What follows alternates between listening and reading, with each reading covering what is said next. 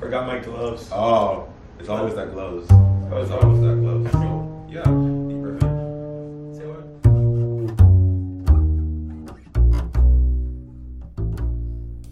Can I ask you to start us off with a poem? Sure. Um, I'll do my beans poem Okay. because I know you like it and I like it too.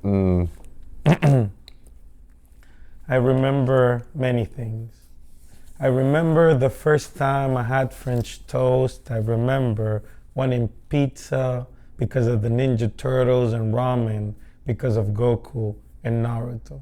But beans, there is no first memory. I love beans before words, before being aware. Beans always where the mornings with propane gas stove, hitting the griddle dough, stretched flat, bubbles rising, making flour tortilla, sprinkled cheese, refried beans, pour mantequilla, folded in half, baleadas are my favorite breakfast. At noon, the smell of boiling beans served as a clock, my mouth watering, preparing for the Remy Ratatouille Albert Camus experience, the rebellion cuisine of combining flavors, pink onions, green peppers swirled and slide on oil with beans, a little bit of salt, and impressionistic art immortalized by mommy. I don't remember anyone complain about their dinner, which means no one complained about their beans. Maybe we were just too hungry to notice. Our mother fed us and nurtured us and loved us with beans. I've been happy and all I wanted to eat were beans. I've been depressed and all I had to eat were beans. To eat is to beans. To beans has no meaning without my loved ones. I find it funny. I've never thought of myself as a beaner. But when you ask me, does it bother you if I call you a beaner? I think we mean different. What it means to me is, what you're really asking is, does it bother me to be loved, supported, nurtured? And the answer is no. Beans are my roots, the fire and my words. It doesn't bother me to be loved, to be supported, to be a dreamer. It doesn't bother me to be a beaner. Thank you. Thank you. Thank you. We were too hungry to notice, mother. I lost a bit of that last part of the line. My thoughts. You have it? Our mother nurtured us with beans. Beautiful. I was thinking to beans or not to bean. And I love the way you played with the idea of bean as like I think a sustenance, and then bean as the pejorative that people are using to kind of refer to a group of people. What made you think what made you think to use of beans in that way? Like why beans and why beans in that way? I think sometimes people start being racist in different manners. Like they start trying to approach this, and it's like, would it bother you if I call you a wetback? And it's like, actually, yes. Like I don't know you in this manner to be using this language against me. And then they start asking like, what would it bother you? Don't you eat beans all the time? And it was just this kind of nasty conversation. Someone was trying to prove a point, I guess, and it is not something I am sad about or I feel bad about eating beans all the time, but it's the fact that you're trying to make me feel bad about it. Yeah. So I was like, I need to write something to describe this feeling on how important these beans are actually for me and how disgusting it is that this person is trying to utilize my mom's love, my whole community support against me. Like, you're crazy, bro. They're trying to villainize sort of this cultural experience that they can't understand, or they're not a part of what they desire to be a part of. And someone's like, I kind of get it, but you kind of like, you don't really get it because you're not there, and you're portraying this kind of like behind the wall, behind the sham, like, you know, that scrim type of person. Like you can see through it, but like you're still not on that side of the wall. Like just because you have an operational, like a visual doesn't mean like you're there yet. And I appreciate you for sharing that poem and starting us out. Why poetry? Um, I find that there's so many things like painting, for example. People don't know how to feel about a painting. People will see something, have a feeling, but it's really hard to feel like you know about the painting, or maybe about music. People lack language, but poetry is language that we use all the time. So people can really appreciate what they're constantly using more than a painting, because they're not really using brushes, you know. But you hear someone speaking, you're like, oh my God, I've been speaking for 25 years of my life and never thought of doing this with English. So it just, or whatever language we're utilizing. And it's just this way of connecting or seeing the art form, making it more accessible. I feel it's more accessible for everyone to share this. Is poetry, would you say poetry is the most accessible art form? This is what I feel. I feel it's accessible to participate. I feel like the truest form is music, just because you don't require any translations. You can just play. I was listening to Winter when I was coming here, and who? Sorry. Vivaldi's Winter. Okay. And I'm just feeling the winter with no gloves, you know? I'm like, yo, I'm in the winter. And before experiencing winter, I felt this overwhelming power, you know? And this is something that music allows you to have. But outside of music, I feel that poetry is the most accessible for people to receive, you know? And I think it may be the most accessible to create. Okay. Because you don't need anything. The poet doesn't necessarily need a computer or a typewriter or anything. They just need their mind and an ability and a relationship with language to craft. And like the griots, just these ideas are just memorized poems. The poems live within you. And I'm kind of thinking of this idea of like poetry is a translation of language. We're translating ideas, we're communicating ideas, and that is important and that is necessary. And I'm thinking of like what you're discussing about this, like I'm listening to Vivaldi's Winter, right? And I'm experiencing winter. I'm experiencing the tactile nature of the cold, right? Is it possible to have knowledge of something before the experience of that thing? I think we can edge towards this, right? Like we can edge towards understanding something, like we can imagine things, but I think that there are certain things you can never fully experience. I think Socrates says philosophers prepare their whole lives to die, but you have to go through death to really understand the experience, right? Of course, you won't be able to write about it afterwards, but just the fact that this man who was so wise understand that you have to go through an entire life to prepare to this moment, and still you won't be prepared. So I feel that the experience is really necessary, but we can approximate meaning, you know? Yeah, we can definitely approximate meaning. And this, going back to what you were kind of saying with Socrates, and you must like experience death. Like you can imagine all these things of what death is, but you must experience death to know death. It's kind of like what I was getting from that moment just now. And there's this poet, Jay Wright, in his book, Soul and Substance, in which he tries to like hone in on what death really is. And it's like similar to the conversation where like people will be very like, how you say, compartmentalizing and say that light or like darkness is the absence of light. And it's not merely enough to contrast a singular moment, because when you think of the scope of things, it becomes transient now. Like, is darkness the absence of light, or is light the absence of darkness?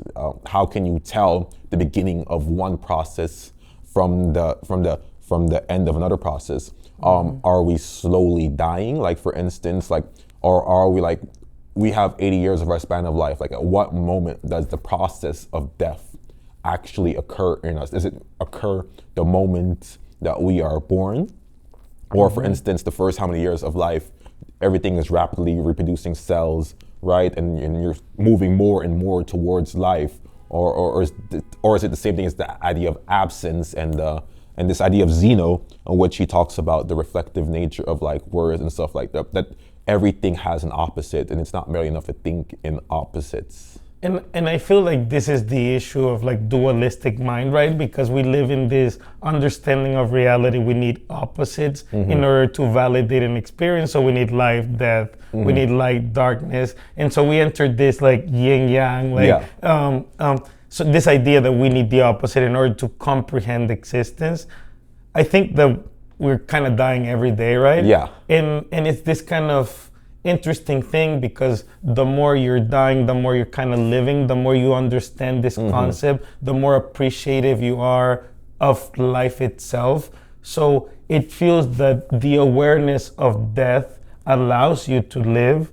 I don't know the physical, actual aspect of death, what it does to life, but I feel like the awareness of death changes you as an artist, changes you as a human being, And I think in the same conversation about like opposites, the poet is working with a metaphor. And a lot of times this is so similar to this. This is this. And we're always talking about how things are so much alike, which is interesting to think about. And then... Can I say something about this, the metaphor? Because I've been thinking so much on this then.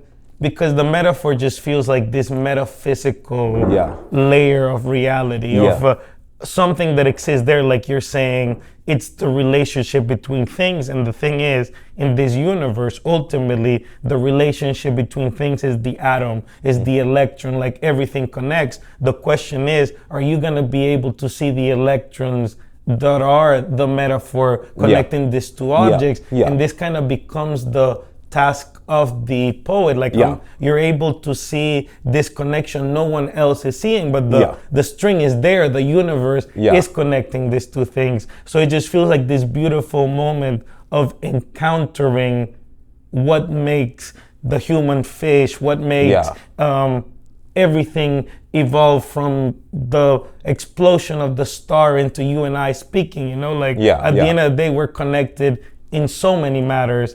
And the poet is able to bring that connection and make it visible for everybody who listens, you know? And then the understanding becomes a sort of like, how well can you like dismantle these world of ideas, dismantle reality into its most simple and basic parts. And that becomes the poem in a sort of way. We're very much discovering through the dismantling of these big ideas and trying to get to the very, very root cause of like the nature of thought, the nature of experience, I think. And to be honest, I find this so beautiful, because in these places where I feel all artists kind of connect, when we speak of like the world of ideas or like what are we pulling, you know, like we all fall in love. Like this is a human. Why? Sorry. This is a human experience. You know, we all go through grief because we have to die, and the people we love will die. And do we have to die?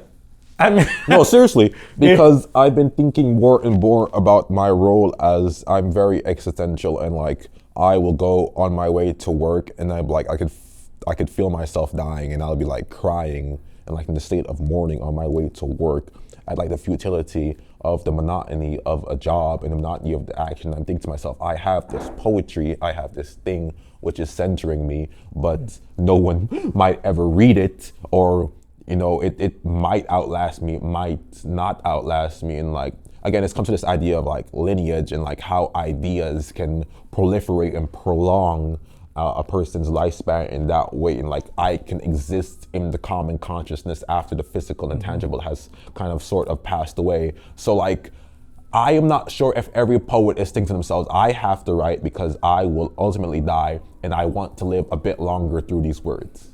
To be honest, I feel like this is the pursuit of greatness, right? Like when Achilles pursues whether he wants to have a short life or a long life, like this is kind of what we're talking about, right? Like, do I want to sacrifice all these things in my life, a family, whatever these sacrifices are, in order to have this pursuit of understanding these layers of a metaphor, in order to break this huge concept to share with the world, in order to live beyond my human life? Like, do I want my art to live beyond me? And I think, I don't know if everybody's trying to pursue this. I don't know who's pursuing this, but I feel in pursuing this is where we see each other. Because I don't know if we're all gonna accomplish it, but that doesn't diminish the pursuit of trying to accomplish this level of art, right? Because it doesn't matter if I become remembered for my art. It doesn't matter if I'm Van Gogh. Van Gogh doesn't know he was Van Gogh at the time. Like this guy died. Do you think other people knew he was Van Gogh at the time? Well, nobody was telling him like, yo, here's some money for your food, you know? So if nobody's supporting you, I'm assuming they didn't expect him to be who he was. Yeah. And I think like the issue is in this moment when he's painting, he really is going to this space, to this higher level of creation, to this island of ideas, and he's pulling things. And I think the most beautiful thing of art is we're able to access the place where Michelangelo go. I'm able to access where Van Gogh goes with Beethoven. I don't know if I'm able to pull what they pulled, but we're able to go there. And I feel that is the beautiful thing. Yeah, and we're having community in this separate non-physical transcendent space, right? Because we're holding space for each other in this room right now. But by performing the ritual of what people have done before us, we are now connected to the past in that way, through that lineage, and even more so, we could even connect ourselves to the future of ideas potentially, and what other artists might see what we're doing, and connect the lineage of like, oh yeah, that Daniel is inspired a lot by classical thinking, so through Daniel's work, I can experience part of what Van Gogh's experience must have been experienced, per se, part of what like Monet must have been experiencing, or whoever artist is feeding into you. And so it becomes like an intergenerational sort of community that's like, it's not just in the here and this present. We become sort of like time travelers through the artistic experience. And I think that's why people romanticize art so much, because it's connecting them to my first and foremost thought is like Dostoevsky and like how he writes, and you're just like, for me, it's the most human experience. I'm like, why is a man at this time able to so eloquently and so like verbatimly enunciate and record the things that I'm experiencing? Even like a James Baldwin, right? When I'm growing up and I hear of James Baldwin, I'm like, yeah, that man must be 100 years old, right? And I'm like, and all the things he's talking about are so relevant and so beautiful. I'm like, why am I writing? But then I'm also like, why am I witnessing my life, or these experiences that are so, what I thought to be extraordinary, as a commonplace thing in a book that was written 40 years ago. But this is kind of like this, going back to the same concept of the world of ideas and abstract and all this kind of things. Like when Carl Jung speaks of archetypes, right? And Albert Camus, whatever, the French, whatever his name, you know, however it goes. When he speaks about the rebel, he speaks about this emergence because of the system forcing a rebel to exist, like a person that sees that the system is unfair and can be fair, will rebel against the system. If there was no fairness, there would be no rebel. And so the role of the artist that everybody likes to speak of is kind of this rebellion, kind of this like archetype where you're able to see what's happening around. You have the language, like you said, to eloquently express the human experience that we love to talk about. Like, of course, we're oppressed people. How many people have been oppressed? Like Malcolm X speaks about leaving the US and realizing that this same fight is happening everywhere where people are colonized, you know? And it's just this same shared experience that we're living in different places of the world because the environment is not allowing us, but pushing us to be this way. When I would listen to hip hop, the experience that they're describing is similar to the experience that I'm living in poverty back home, you know, like there's extreme violence, there's doing all these things. So it just feels like there's this space that we are all living that we can kind of observe. And then when we create art, we allow other people who are living this same experience to enter our company. It's a conversation, Our conversation, exactly. Around the fire, you know, like we're kind of all sitting around the fire in that moment. And then Baldwin kind of describes a similar experience leaving the Americas to go to France and do what a writer does on the countryside and kind of create these things. And I'm thinking about this role of escapism in the art, the literal escaping a lived experience by documenting it and putting it outside the body, and the idea of like going to a different place in search of freedom to escape a sort of mental violence. And is justice fairness? Is justice fair? So to be honest, I have so many thoughts about this just because of what's happening in Honduras. The president of Honduras got put in prison in New York maybe like a year ago. Okay. He was the first drug dealer president of Latin America. I went to court to see him go to prison. I was in the elevator with the lawyer that was defending him. He was convicted and Donald Trump just pardoned him.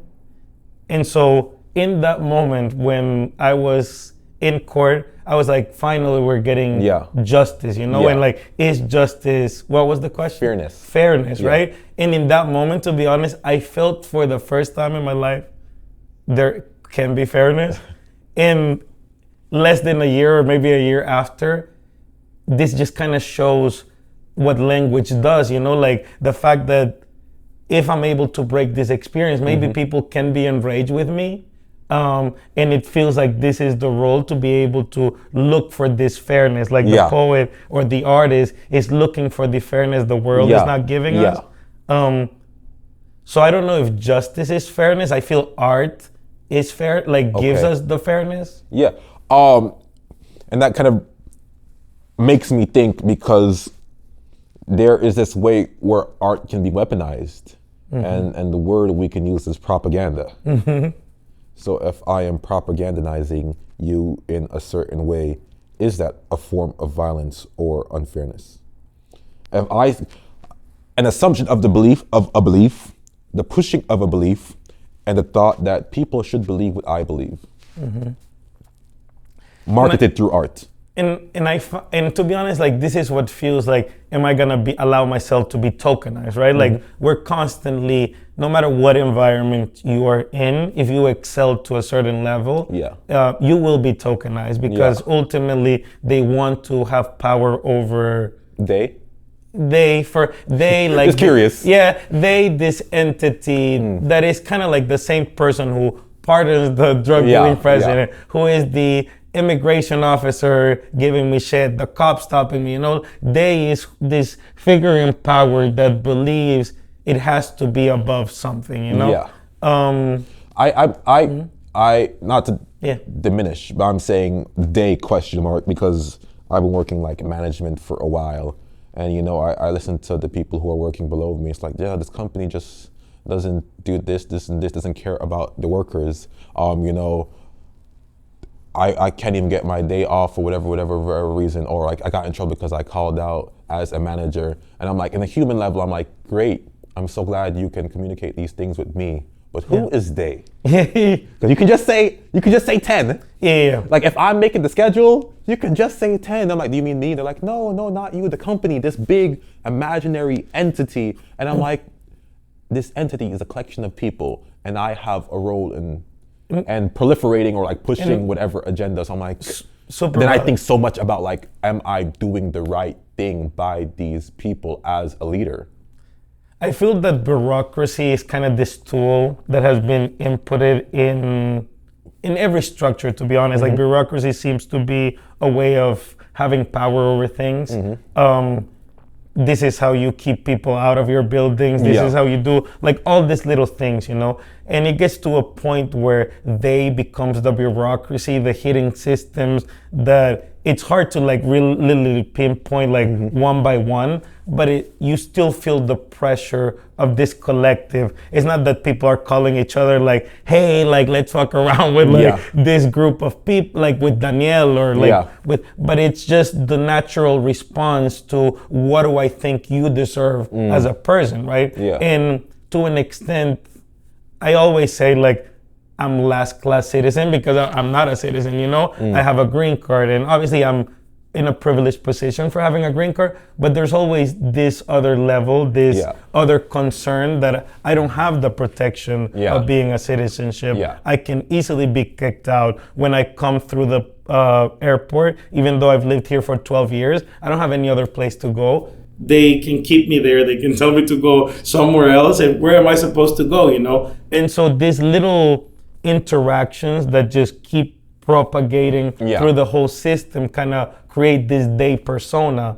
And it's not that this immigration officer is like, yo, I really want to screw this kid's life completely. They're just part of this thing, and they unintentionally become they, you know? They're, if that makes sense. Yeah, no, that definitely makes sense. And then also like how art, poetry, music, whatever medium becomes a grounding force, and it becomes kind of like a safety net, because if you're thinking of all these things as energy, right? Do we want to store all these things in our body that we're experiencing throughout every day? Like, do we want to go through our whole life just holding all these experiences in our body, all these energies in our body? And art becomes a way of us kind of storing energy in a separate place to free ourselves up to receive more positive things at any given moment. Is art, is poetry a radicalizing force? I feel that, like you were saying, you know, like we're capturing this experience through language, and we're kind of going through all the layers, right? I feel that poetry is a way of allowing you to go inside of my mind, or maybe sculpt the idea outside, and we can kind of observe it. And in a way, it's kind of like a guide through this inescapable statement that I'm providing through the art, right? And am I gonna perform this piece, and are you gonna, I'm trying to navigate you to feel a certain way, I believe, right? And in this navigation, you're having a realization maybe, or that's the hope, at least for my poetry. I'm hoping for people to have a realization after I perform, and in this realization, radicalization will happen, just because the ideas of being treated equally, fairly are radical in this environment that we live in, right? Yeah. And I'm thinking, I'm listening. Yeah. We want to enact people to have a realization. And the word that pops into my head was like, we're trying to cause moments of epiphanies. Yes, exactly. And I have a folder in my phone in which I list all the epiphanies that I have. And this one right here says that through art, the curse of being good at whatever you're doing is that your soul will constantly try to free itself from its mortal body with each new piece. I love this. Yeah. It's like we're just trying to erupt, like we're erupting out of ourselves through the moments of catharsis, through the moments of art, through every realization, every epiphany. We are leaving some part of the physical behind to kind of swamp through that ethereal, metaphysical, those ideas of like cosmic love, whatever you want it to be. So it's again, I write towards transcendence. So these are the moments that kind of enacts transcendence. And, trying to go back on like what does art do, and like this idea of where do we embody the art, or where do we keep it? You were saying like we keep these experiences. I really like Michelangelo's David. David, that's the statue? As the statue of David, That's nude guy, right? With the yeah, correct. Sometimes I confuse David with like Adam. Oh, correct. Yeah, no. So David. Yeah. David killed Goliath. Okay, got it. So this is why this is so powerful. It's powerful for multiple reasons, but it was basically a huge chunk of marble that had been stored for a bunch of time. It had gotten wet, and it was like, I don't know if putrid would be a word, because I don't think it is for marble, but it was just really a bad piece of work.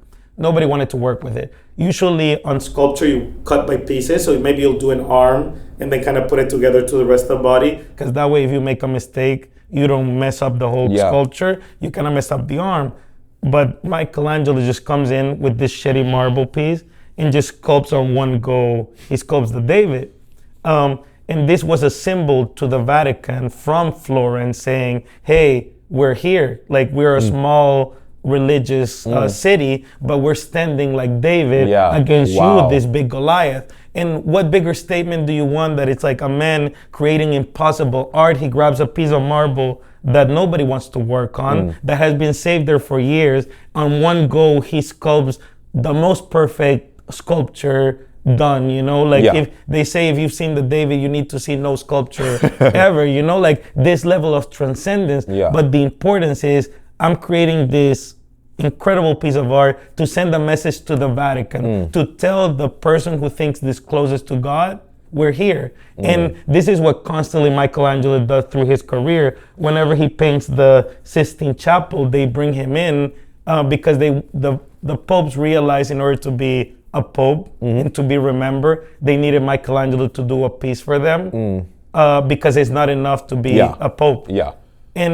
And so what does the artist do? The artist makes the Pope important, you know, like, and so what level of transcendence are we really speaking? Who is the person closest to God? Is it Michelangelo, or is it these two popes who call him to paint, you know? When does the word genius enter the conversation? and this is a crazy question, like, because I think it's the pursuit of these people, right? I obviously don't know Michelangelo or any of these people. I don't know Albert Einstein, but like it seems that it's this constant pursuit. I have this intense curiosity of discovering something. And I think genius is kind of that will to bring this extra layer of reality that no one else has seen, right? Should artists be pursuing genius? Is that a worthy pursuit? I don't know. Part of it sounds like a curse to me, you know, because it's so comparative. I want to be like, no, never mind. I think it's a worthy pursuit. We should all strive to be the best we can be in this life and not discourage ourselves and say, oh, Michelangelo is Michelangelo. No, I want to be the greatest writer. I want to be, they say the greatest writer is Shakespeare for some reason. I mean, that man is dead. 10 is here. You know, so that's what I have to think, and like, and maybe I won't use the word genius, but I must pursue something greater than myself for as long as I can, and hopefully I can reach something and be recognized for something in that way. Hopefully in my lifetime, but even then, I really don't want to die that much, so I'm gonna pursue it that much to the point where it's like, yeah, I can feel the words glowing through the ether, and that will be that kind of stand.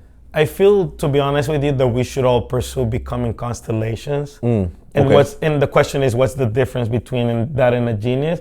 I don't really know. I don't know what the difference between being like, somebody was saying, like, you know, many people were playing the piano when Beethoven was around, but he is what we remember. The way that he performs the times, he's who survived, you know, he's the best exponent of whatever was going on at that time. And I think we should all aspire to be Achilles, to be all these like figures that end up embodying poetry, because saying Beethoven is saying music, it's saying music of this time, right? Saying Van Gogh is saying impressionist, post-impressionist of this time. So the question is, what does 10 mean? I love when you describe your poetry as jazz poetry, because this is 10, you know, 10 is jazz poetry. Like, what does this mean? And people will hear you perform and exactly understand what you mean. And is this idea, are we able to embody the verb, right? Like when in the beginning was the verb, and the verb becomes flesh. And I think this is kind of like the trajectory that we're all trying to do, right? Like Achilles is the verb of greatest warrior. To be Achilles. To do an Achilles. Achillean task. A Herculean labor.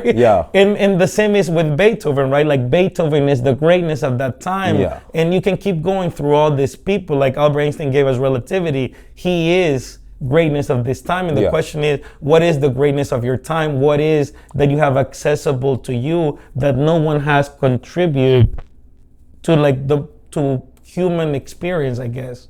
And that's like, again, I find one thing that I love about your poetry, and I've told you this before, is in your cadence, you don't just work with silences. You introduce sounds in between the silences of the words. When you have a normal cadence, you only have silence. So there are more limited amounts of cadences. The experimenting, the play. But the fact that you put a sound in between two words changes the cadence of the message, you know? And so it's just all these contributions to the art form, to the idea. Thank you for that. And I enjoy how you also play with language, you play with metaphor, you play with culture, and you highlight culture and the importance of culture, and you take something that somebody would think is bad, and you're like, no, I'm gonna make it beautiful. And that's in the beautiful, the same way you did it with the word bean and the term, you how can I make this beautiful? The same thing you do in your poem where you talk about why am I listening to this music? Can you do that for me? Can you do that poem? Yeah. To do it? Yeah. Of course. My mom asks, why do you listen to that in the bathtub? That being Chopin's Funeral March. And I tell her, first of all, I'm not depressed. Second of all, Chopin is a great composer, and technically every song is a funeral march. We can play Bad Bunny. Titi me preguntó si tengo muchas novias. Hoy tengo a una, mañana a otra. And death still approaches steadily, and that's beautiful. The clock is ticking. Chopin is playing, as I remember dog and cat cartoons, as angels, and what killed them doesn't matter. I know death and I will never meet, so I smile as I hear death footsteps cosplaying a melody. I smile. That's my rebellion, Mom, just like Bucks. My mom asks, Hijo, ¿estás loco? Are you crazy? Loco, crazy. What is crazy? Family, friends, or anyone vetoing your dreams with shame, bait, or blame? That's crazy. I, on the other hand, write my own story, and with Don Quixote, we act our reading, and our reading is virtue, and a virtuous man can't be bought, and a man who can't be bought can only be crazy. To chained eyes, as a poet, I create, and in creation, I can be no slave. Locos ellos que quieren que mis sueños tengan dueño. I am unchained. My mom asks, what do you feel when you read your poetry?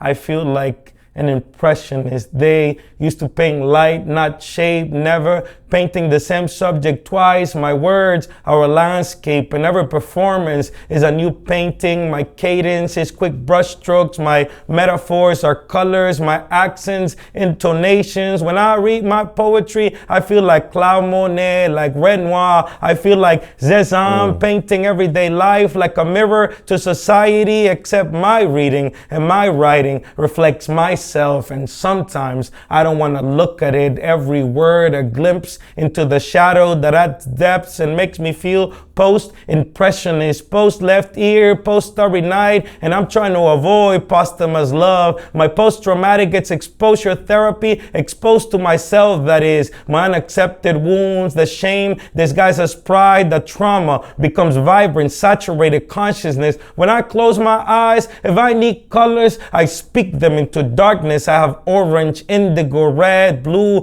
violence, violet, turbulence becomes clouds. I cease to be a madman. When I read my poetry, I feel my heart beating and words flashing. I feel post-impressionist. I feel like Van Gogh not pulling the trigger. Damn. I feel alive. Wow. What's that poem called? My mom asked, I think. Okay. Wow. Yeah, that is, there's so much music. It feels like as the poem builds that you're starting to sing, and the words are starting to sing, and then the Spanish comes in. It just feels like you're embodying some of those classical ideas, the classical music. It's not class. I'm not describing like the impression, like the like the painting, art, the art of, and I'm just like, wow. What are you reading? I'm reading. I keep reading the same books over and over. To be honest with you, I keep reading The Wretched of the Earth from Fanon, because the concepts are so complex. The wretched of the earth. Uh-huh. Fanon. Uh-huh. The Fanon. Yeah. Love Fanon. Just because the concepts are so complex and I've lived through some of these experiences, and it sometimes feels shocking to be written so precisely, like your psyche to be just described in this manner. And so I have to keep going back to it to just keep like taking in what I'm really. It's food. Yeah. And the same is happening with 100 Years of Solitude. Okay. I've read this. It's a magical realism, they call it. And it's a novel that kind of describes Latin America. This is kind of how families work, I feel. The idea of community, how our religious, spiritual aspects kind of clash with Christianity. Yeah. So just a bunch of cultures displayed through this book, and it feels really natural. But when you're part of the culture, when I was back home, I didn't understand how much I love beans, you know? Yeah. I thought everybody was eating beans to some extent. Until I had beans here for the first time, I'm like, oh, wow, these beans are different. Yeah. And I just kept having different beans, and I'm like, wow. And so just... Like the bean experience could be heightened. Like, and so it's kind of the same thing with these books. I read them at some point in my life, and right now I have a better understanding. Going back to what we're describing of, is the experience needed to really understand the meaning of things, you know? And so right now that I feel that I have more experience, I am able to extract more from the books. And so I believe that's, I feel like that's a thing. That's what I believe. Like, I also experienced the same thing. Like, when I was definitely younger, I'm like, why the hell would I reread a book? I read it once, I got it. But sometimes, like, just even reading poems years after, like, not experiencing them, like, this is a whole new poem. It's like I am missing out on life experience. Can we write? Let's do it. Okay. I have a sheet of paper for you. Okay, I don't have a pen. I have a pen for you. Perfect. You can actually just use the clipboard. I have a notepad.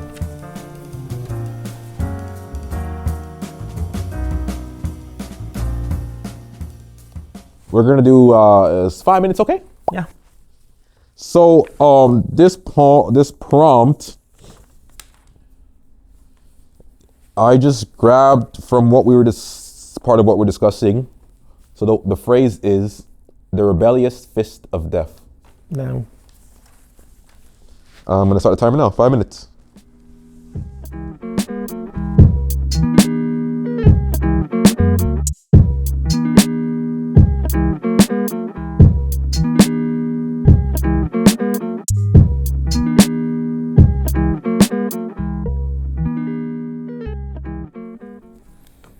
I don't know if this is gonna make sense, but So yeah, I've been calling this quick and dirty poems. It doesn't matter. It's just quick.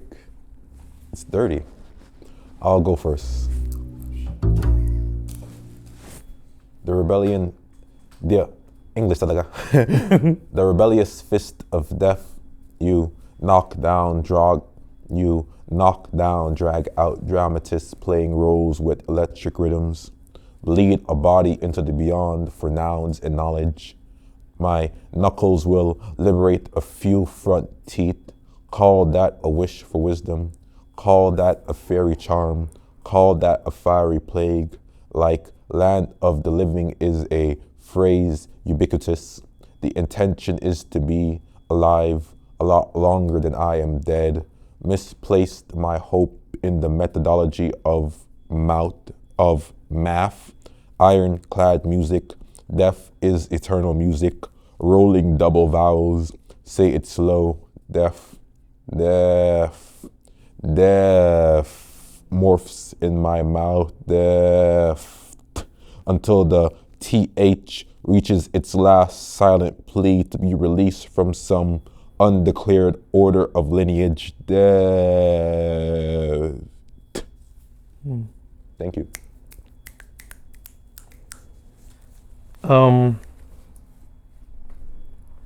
Once everything is taken, what is left with no loved ones?